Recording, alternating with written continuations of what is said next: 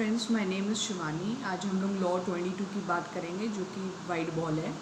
तो friends, wide ball जो रहता है, अगर if it is not a no ball, तो if the ball passes wide of where the striker is standing, and also which would have passed if the striker was standing in his normal guard position, तो उस scenario में wide ball कहलाती है। या तो जहाँ पे भी खड़ा है स्ट्राइकर, उसने कोई पर्टिकुलर गार्ड नहीं लिया है, वहाँ से ball it passes wide of the striker, तब उस सिनेरियो में वाइड होती है। अगर स्ट्राइकर ने गार्ड ले रखा है लेग स्टम्प का, मिडिल स्टम्प का, ऑफ स्टम्प का, उस पोजीशन में भी अगर बॉल उससे फार ऑफ रहती है, वाइड ऑफ रहती है, तो भी वो वाइड करार दी जाती है।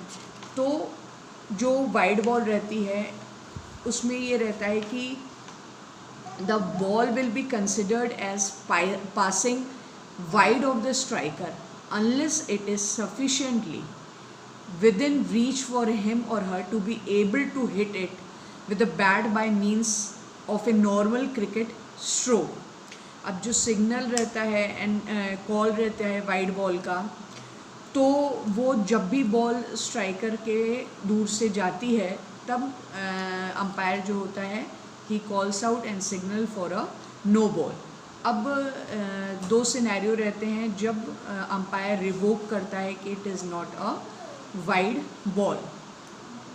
उस सिनेरियो में कब रहता है कि जब बॉल अगर बाय द वे स्ट्राइकर के बैट से लग जाती है या उसके पर्सन से टच हो जाती है, then it does not become a wide ball and the umpire revokes that wide ball, that call for a wide ball.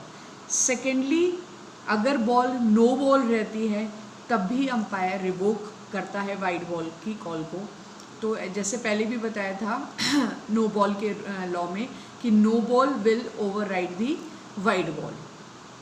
फिर क्या रहता है कि डिलीवरी कब वाइड बॉल नहीं कहलाती है, तो उसमें सबसे पहला ये सिनेरियो रहता है कि बाय द वे जो स्ट्राइकर है वो तीनों स्टम्प्स में वो अपने गार्ड पोजीशन पे ना आके वो ज़बरदस्ती पीछे ऐसे हो जाता है in order to deliberately make it see that the ball looks like as if it's going far off and it's looking like a wide ball.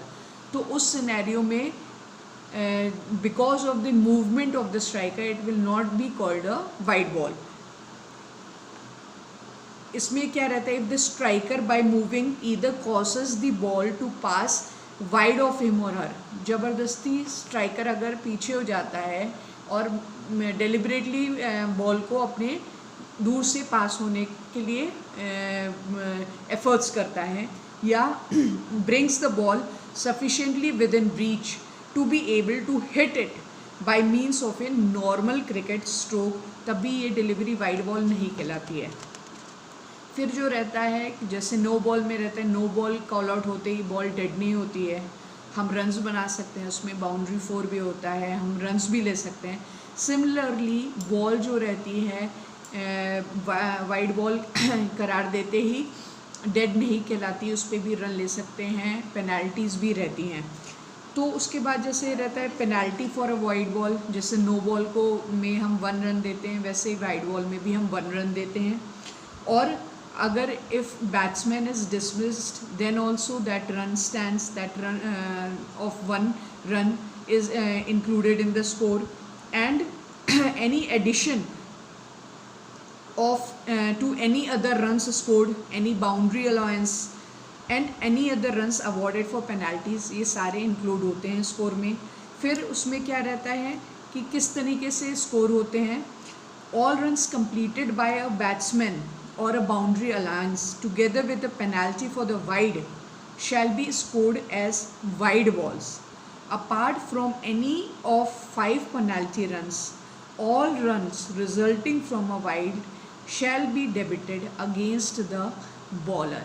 तो ये जितने भी रन्स लिए जाते हैं बाउंड्री 4 पे वाइड, उससे तो ये डेबिट किए जाते हैं अगेंस्ट दी बॉलर के। फिर उसमें क्या होता है, जैसे नो बॉल होती है, it is not counted as one of the over. Similarly wide ball is not counted as one of the over. अब जैसे हमारे 3 सिनेरियोज रहते थे कि नो बॉल से 3 तरह से आउट हो सकते थे: hit the ball twice, obstructing the field and run out. अब वाइड बॉल में हम 4 तरीके से बैट्समैन आउट हो सकता है. उसमें रहता है हिट विकेट रहता है, ऑब्स्ट्रक्टिंग द फील्ड रहता है similar to that of no ball. फिर हमारा रहता है run out similar to that of no ball.